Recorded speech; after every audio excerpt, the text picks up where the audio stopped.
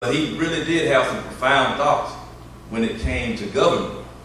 And so I'm going to read a few of his quotes here. This is by Thomas Jefferson. The strongest reason for the people to retain the right to keep and bear arms is a last resort to protect themselves against tyranny in government. Was the government to prescribe to us our medicine and diet, our bodies would be in such keeping as our souls are now. I would rather be exposed to the inconveniences attending too much liberty than those attending too small a degree of it. The beauty of the Second Amendment is that it will not be needed until they try to take it away from us. The policy of the American government is to leave their citizens free, neither restraining nor aiding them in their pursuits. That's the kind of government we got right now. I think myself that we have more machinery of government than it is necessary. Too many parasites living on the labor of the industrious. And he said that back in the day, so it's 100-fold that right now. When the people fear their government, there is tyranny. When the government fears the people, there is liberty. I am not a friend to a very energetic government. It is always oppressive. And he has some other interesting quotes, but for the sake of time, I'm going to leave those and move on here. So the job of the government, you know what the job of the government is, what we pay them for?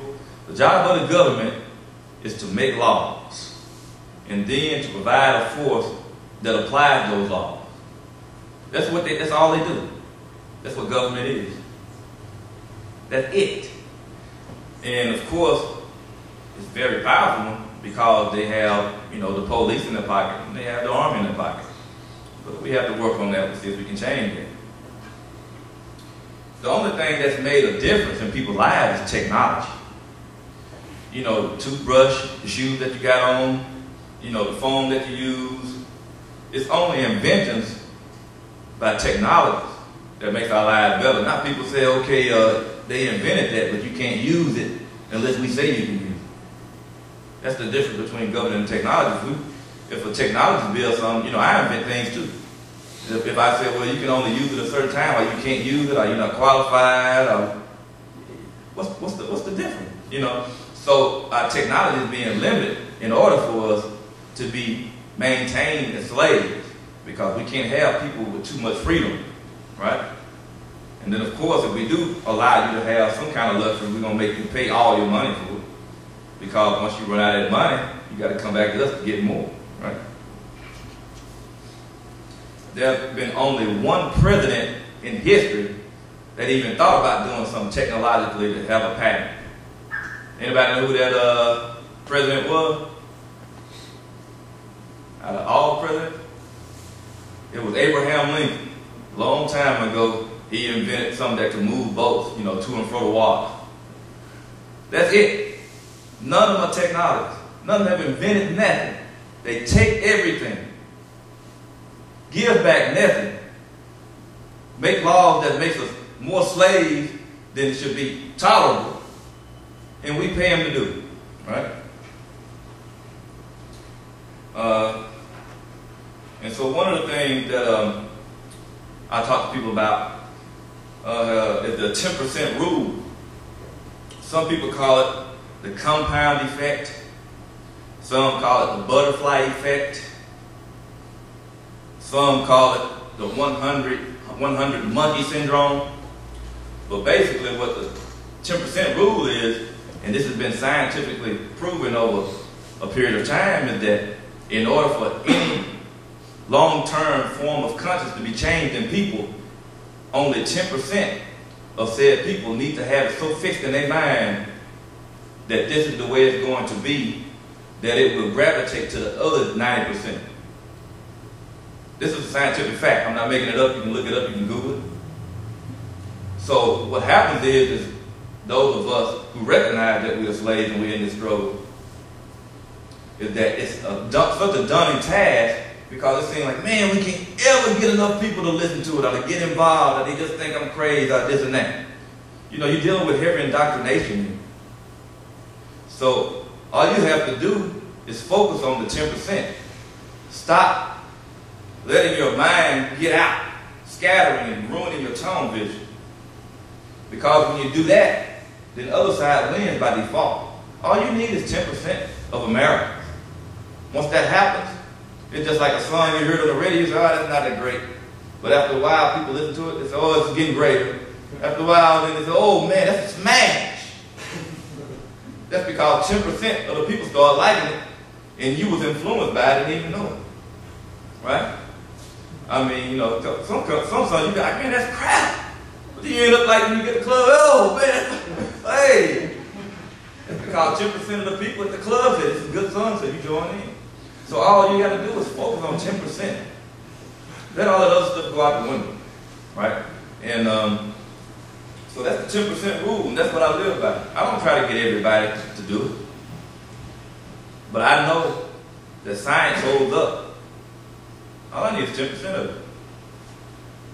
That's all. That's all I need. The rest will fall in by default. Because they just don't have the mental capacity to have the fortitude to be a part of the 10% yet. That's all it is. Right?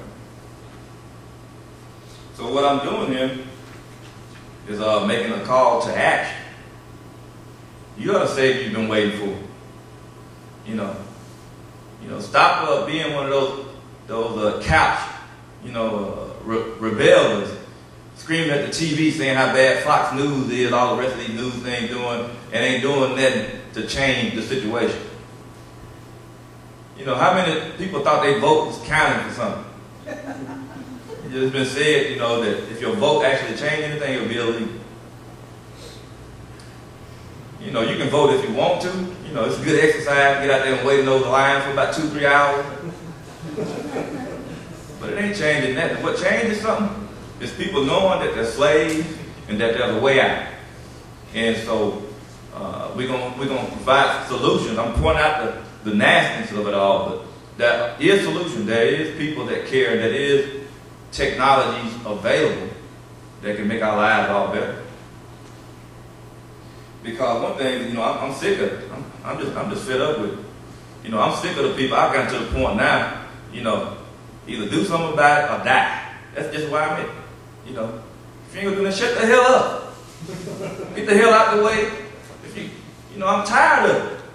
You know, time for fun and games is over. Because when they waterboard you, or they torture you, or they take your wife and your children and have their way with them, what you gonna do then?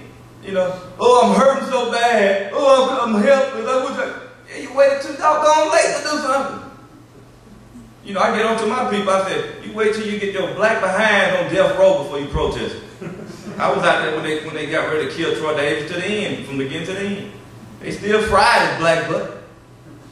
You know, he's dead. He's a sacrifice. Now they're trying to, you know, make it where it is made legal. Now they can do it to us too, right? In the end, the skin peels off. It's who holds the gold makes all the rules, right? So I need you to get involved. I need you to be one of the 10%. You know, get in contact with the people here in San Diego. I went to the meeting here. Only 5 people at the meeting. It's disgusting. People in California, do we have any real men or real women in California anymore? I mean, even in the South with the Bible Belt, we get more people that come out than that. And white folks are supposed to hate us down there, right? It's just perception. They love us there just like they love us here. But it's shameful, it's disgraceful. It's not a powerful testimony to the great state of California to let yourself be robbed and played and enslaved by people who would mash you like a rope in your babies just for the sheer pleasure of saying, I can do it, I got the right to do it, and I'm above the law and I can do that. It's happening. I talk to people from around the world. It's happening now.